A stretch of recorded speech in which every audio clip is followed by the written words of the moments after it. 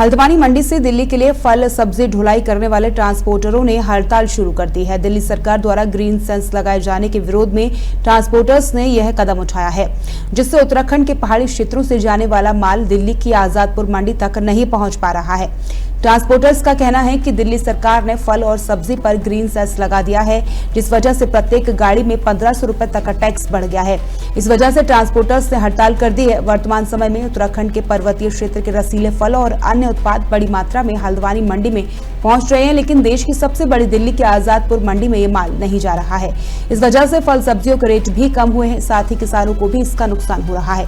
ऐसे में transport room का कहना है कि पहले ग्रीन सेंस नहीं लिया जाता था, लेकिन अचानक से ग्रीन सेंस शुरू कर दिया गया है, जिस वजह से ट्रांसपोर्टर हड़ताल पर हैं। हल्द्वानी से दीपक अधिकारी की रिपोर्ट।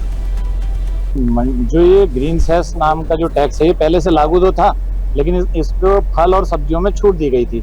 अब इसको दोबारा से लागू कर दिया गया है। एक गाड़ी पे 1500 रुपए का ये टैक्स पड़ रहा है। इस वजह से ट्रांसपोर्टर ने हड़ताल की हुई है। इसका असर जो है खासकर पहाड़ी क्षेत्र से जो आने वाले उत्पाद हैं उस पर बहुत बुरी तरीके से पड़ रहा है। दिल्ली जो है लोडिंग की मंडी है, तो पूरी तरीके से दिल्ली जाने वाला जो माल है वो अवरोध हो चुका है। ऐसा था, जब दिल्ली माल भेजते थे हम आयातपुर, तो पहले टैक्स फ्री था सब्जी पे और फल पे। एंट्री अब जब 3000 रुपए की, जैसे और जो माल जाता था उन पे 1500 रुपए थी, अब 3000 रुपए कर दी थी। इसकी समस्या आ रही है। अब वो फल पे भी लग रहा, सब्जी पे भी लग रहा। अब जो भाड़ा हमारा 10,000 रुपए का आता था, वहाँ पे अब 13,000 रुपए आएगा हमारा भाड़ा।